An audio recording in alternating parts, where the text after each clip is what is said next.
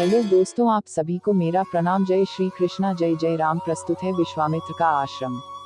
विश्वामित्र का आश्रम चलते चलते वे वन के अंधकार से निकलकर ऐसे स्थान पर पहुंचे जो भगवान भास्कर के दिव्य प्रकाश से आलोकित हो रहा था और सामने नाना प्रकार के सुंदर वृक्ष, मनोरम उपत्यका एवं मनोमुग्धकारी दृश्य दिखाई दे रहे थे। रामचंद्र ने विश्वामित्र से पूछा, हे मुनिराज, सामने पर्वत की सुंदर उपत्यकाओं में हरे हरे वृक्षों की जो लुभावनी पंक्तियां दृष्टिगत हो रही हैं, उनके पीछे ऐसा प्रतीत होता है कि जैसे कोई आश्रम है। क्या वास्तव में ऐसा है या यह मेरी कल्पना मात्र है? वहाँ सुंदर सुंदर मधुरभाषी पक्षियों के झुंड भी दिखाई दे रहे हैं, जिससे प्रतीत होता है कि मेरी कल्पना निराधार नहीं है। विश्वामित्र जी ने कहा, हे वत्स, यह वास्तव में आश्रम ही है और इसका नाम सिद्धाश्रम है। यह सुनकर लक्ष्मण ने पूछा, गुरुदेव, इसका नाम सिद्धाश्रम क्यों पड़ा? विश्वामित्र जी ने कहा, इस संबंध में भी एक कथा प्रचलित है। प्राचीन काल में बलि नाम का एक राक्षस था। बलि बहुत पराक्रमी और बलशाली था और समस्त देवताओं को पराजित कर चुका था। एक बार उसी बलि ने यहाँ पर एक महान यज्ञ का अनुष्ठान किया था। इस यज्ञानुष्ठान से उसकी शक्ति में और भी वृद्धि हो जाने वाली थी। इस बात को विचार करके देवराज इंद्र अत्यंत भयभीत हो गया।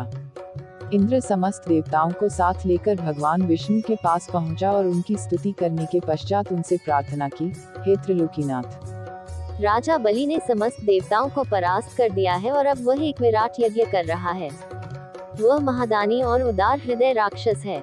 उसके द्वार से कोई भी याचक खाली हाथ नहीं लौटता। उसकी तपस्या, तेजस्विता और यज्ञादि शुभ कर्मों से देवलोक सहित संपूर्ण ब्रह्मांड कांप उठा है। यदि उसका यह यज्ञ पूर्ण हो जाएगा तो वह इंद्रासन को प्राप्त कर लेगा। इंद्रासन पर किसी राक्षस का अधिकार होना सुरों की परंपरा के विरुद्ध है। अतएव, हे लक्ष्मीपति, आपसे प्रार्थना है कि आप कुछ ऐसा उपाय करें कि उसका यज्ञ पूर्ण न हो पाए। उनकी इस प्रार्थना पर भगवान विष्णु ने कहा, आप सभी देवता निर्भय और निश्चिंत होकर अपने अपने धाम में वापस चले जाएं। आप लोगों का मनोरथ पूर्ण करने के लिए मैं शीघ्र ही उपाय करूंगा। देवताओं के चले जाने के बाद भगवान विष्णु वामन बौने का रूप धारण करके वहां पहुंचे जहां पर बलि यज्ञ कर रहा था। इस बौने किंतु परम तेजस्वी ब्राह्मण से राजा बलि अत्यधिक प्रभावित हुए और बोले, विप्रवर, आपका स्वागत है, आज्ञा कीजिए, मैं आपकी क्या सेवा कर सकता हूँ? बलि के इस तरह कहने पर वामन रूपधारी भगवान विष्णु ने कहा, राजन, मुझे बैठकर भगवान का भजन करने के लिए सिर्फ 2.5 चरण भूमि की आवश्यकता है। इस पर राजा बलि ने प्रसन्नता पूर्वक वामन को 2.5 चरण भूमि नापने की अनुमति दे दी। अनुमति मिलते ही भगवान विष्णु ने विराट रूप धारण किया और एक चरण में संपूर्ण आकाश को और दूसरे चरण में पृथ्वी सहित पूरे पाताल को नाप लिया और पूछा, राजन, आपका समस्त राज्य तो मेरे 2 चरण में ही आ गए, अब शेष आधा चरण से मैं क्या नापूं? बलि के द्वार से कभी भी कोई याचक खाली हाथ नहीं गया था। बलि इस याचक को भी निराश नहीं लौटने देना चाहता था। उसने कहा, हे ब्राह्मण, अभी मेरा शरीर बाकी है, आप मेरे इस शरीर पर अपना आधा चरण रख दीजिए। इस पर भगवान विष्णु ने बलि को भी अपने आधे चरण में नाप लिया। बलि का यह दान इतना महान था कि बलिदान के नाम से विख्यात हो गया।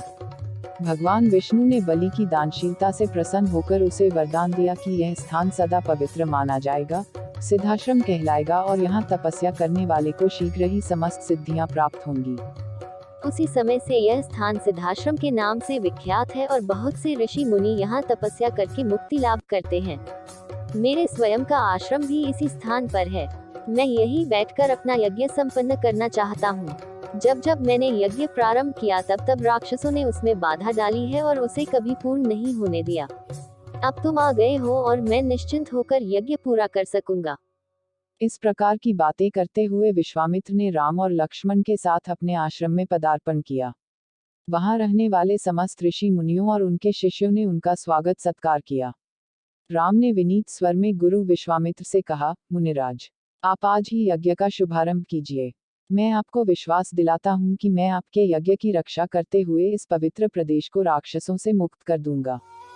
राम के इन वचनों को सुनकर विश्वामित्र यज्ञ सामग्री एकत्रित करने में जुट गए। धन्यवाद आप सभी का। आपका दिन सुखमय हो। ओम साई राम।